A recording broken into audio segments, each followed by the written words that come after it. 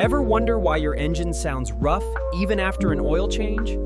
Let me show you a trick most car owners never do. Right here, this is your throttle body. Over time, it gets coated with carbon and dirt, messing with airflow. Grab some throttle body cleaner and a cloth. Then wipe all that grime off on the throttle body. Boom! Smooth idle, better throttle response, and your car breathes like new. That's a 5-minute fix that can save you a trip to the shop. Want more tips like this? Hit follow.